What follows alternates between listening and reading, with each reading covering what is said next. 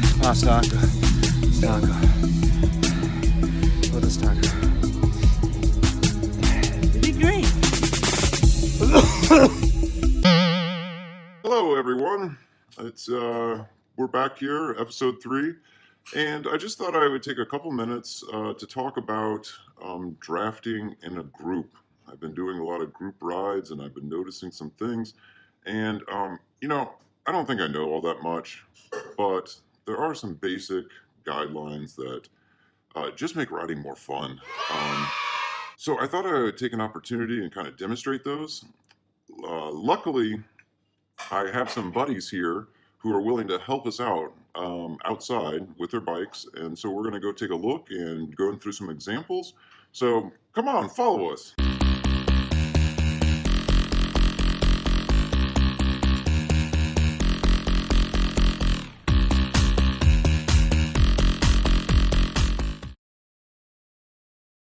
Okay, as you can see here, we have some riders. I have these neat little miniature guys. This guy has a string on it. Why he has a string on it is my business, my dolls, my business. Don't ask any questions.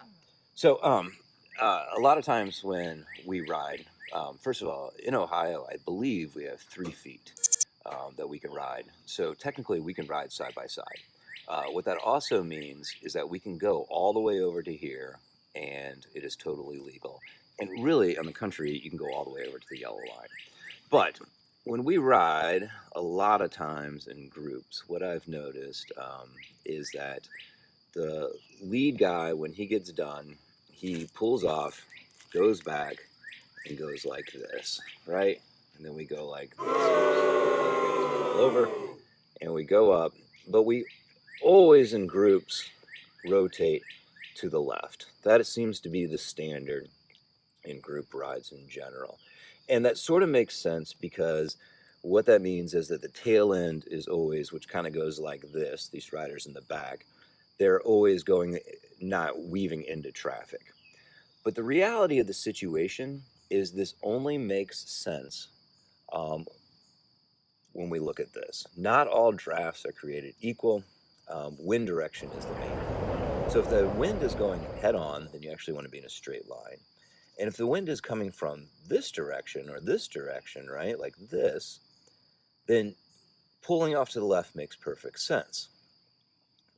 So what ends up happening is that these guys sort of stagger wheels here, just like this, even though it's breaking the cardinal rule of overlapping wheels as far as safety. You all know that you're staggered. This guy moves over as far as he's comfortable to the left to give these other people a draft. Now that is the case if you're in a break and you want these guys to work with you. If you want to get rid of them, that's something else. We rotate correctly to the left when the wind is from the left. However, when the wind goes from the right, for some reason, a lot of times in groups, because they're used to rotating to the left, they continue to rotate to the left, right? This guy will go back, up, up, and up. No, it's not very steady. And up. But the problem is if you notice, because the wind's coming from these guys are actually out of the draft. They're not getting in a draft. So in this situation, if the wind's coming from the right, what you actually want to do is line up the exact opposite way so the wheels are overlapping to the right. The wheel to the left of you, you're overlapping it. I'm sorry, to the right of you, you're overlapping it. And then when you rotate back this way. Okay, does everyone understand that? So you rotate to the right when the right wind is from the right. Okay, so that's all good and simple. Okay. 2 other things that drive me crazy, okay? Let's say we are rotating through here. Now, if you're in a break, you want it to stay away. If you're trying to get away from everyone else, that's a whole different game. You're trying to break a group up, that's a whole different game. But if you're in a group, you're either trying to chase somebody or you're trying to stay off the front. Say there's 2 guys that are up in front, okay? There's 2 guys way out here. And you got a group of 4 that you want to work together to get out to here.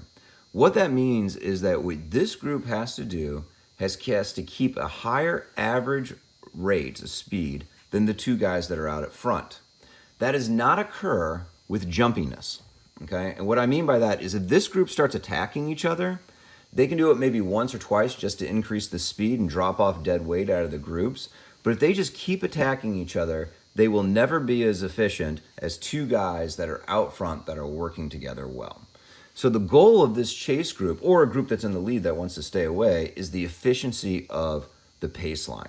Now, what that means is you want to keep a high average speed. So you want to avoid spikes, you want to avoid drops. Now, if you want to go faster, if you're this guy right here and you want to go faster and you want to keep the group together, the way you do that is once you get to the front, you slowly start accelerating. And then whenever you get up to the pace where you want to hold it, and this is the pace that you want the group to go, then you start flicking people through with your elbow and telling them to rotate through, okay? The best way to drive or one of the best ways I like to drive a pace up in a group is to rotate. Because rotating, like where everyone just goes to the front and pull off, goes to the front, pulls off, goes to the front and pulls off, goes to the front and pulls off. It's unsustainable in a long term, but it drives the pace up really fast. So do that, rotate until you get a group established, you get the pace really high, and then you start taking longer pulls. But here's one of two big, really big things that I see, mistakes that I see, okay?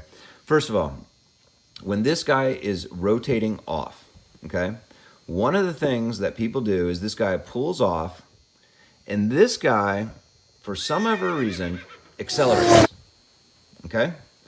Now, what has happened is he's ready to go. He's rested. He's ready. He's been sitting behind this guy in the draft, and he's ready to go. So he just thinks he's keeping the pace, but in essence, he's accelerating. If you have a speedometer, this is easy to tell if you're doing or not. But what that does is that creates gaps. Okay, that creates a gap between this guy and this guy. So what happens is this guy then has to sprint and accelerate. He just used a lot of energy. This guy has to sprint and accelerate. He just used a lot of energy. This guy has to sprint and accelerate, and he just came off the front, so he's a lot of times is dead, and next time he's supposed to pull through, he says, nope, I'm not going to pull through because I'm dead. So whenever somebody does that, whenever this guy pulls off and this guy jumps, that's just inefficient. So really, the rule of thumb is, if you're at a pace where you want to keep it, okay, that when this guy pulls off, what should happen is this guy should, this guy should decelerate. So basically soft pedal a couple pedals and starts drafting back. And this guy that's pulling through should not accelerate at all. He should be keeping the same pace that it was when this guy was at the front. It is this guy that is changing paces, the guy that's falling back. He is decelerating. This group is not accelerating. Now, if this guy wants to go faster, once he gets on the front, once this guy gets on back, and he can just look back or see back or just estimate how long the rotations are going. Sorry, I was out of focus there.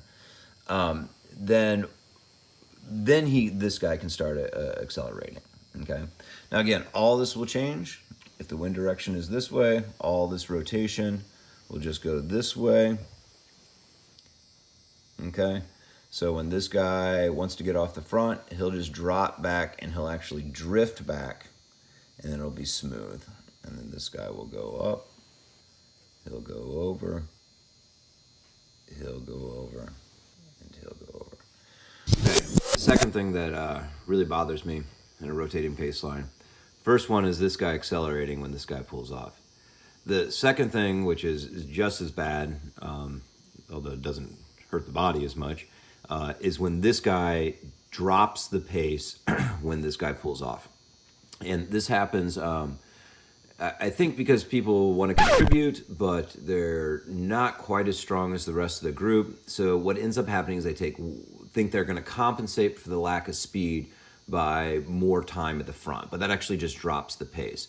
So if this guy pulls off, okay, he's slowing down, and you get to the front and you want to contribute, but it's obvious that you are not pulling as fast as the other group. You're this guy and you just drop the speed. Look at your speedometer. If you have a speedometer, look. I mean, obviously terrain differences are going to affect the speed, but in general you can tell. And if that's the case, just pull off. You're doing more help to the group by just rotating through and pulling off. There's nothing wrong with doing that. It is way better that you get to the front, drop off, go straight to the back rather than get to the front and drop the pace. Because if you drop the pace, that kills that momentum, okay? Now, if you're in the group and you've done that a couple times and you're just dying back here and you can't get on anymore, there is absolutely, if you are truly dying, like there's no bad sportsmanship in it to say, I'm dying. I'm dying. Now, good sportsmanship, you wouldn't sprint somebody then, but at the sprint, I guess good sportsmanship is usually out of the door. But the important thing is, why I'm saying this is especially like on training rides, I notice this happens where you're not really racing.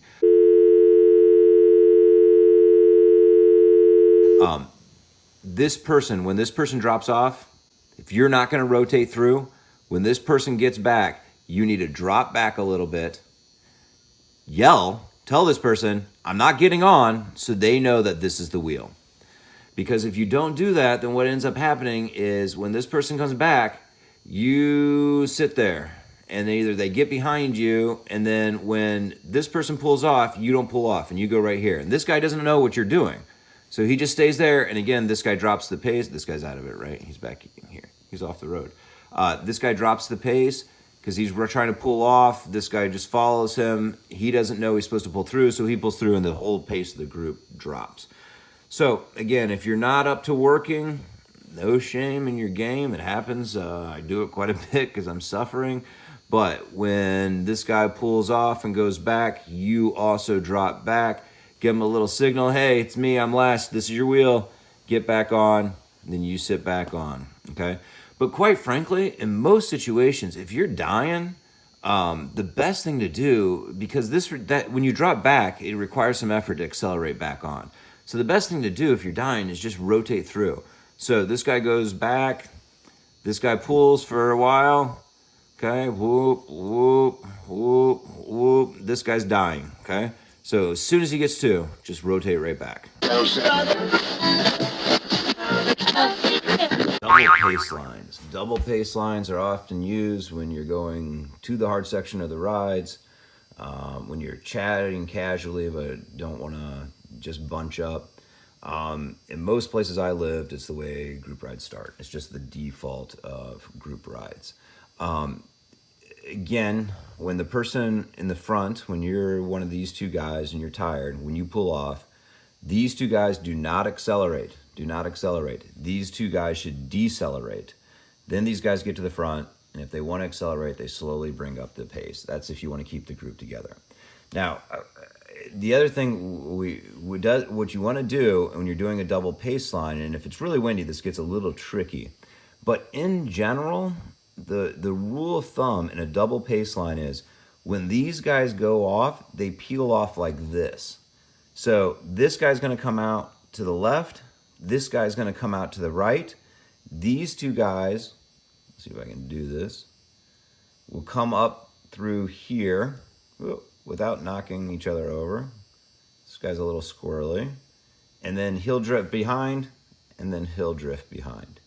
Again, when these two guys get done, the one on the left will pull off to the left. The one on the right will pull off to the right. This guy will pull ahead at the same time as this guy, but I don't have the hands to do it. And then this will drop back. Okay? So, what you do not do, there is an exception. There's always an exception. But what you do not do is if you're these two guys, both of you pull over like this, okay? It doesn't make sense. Don't do that.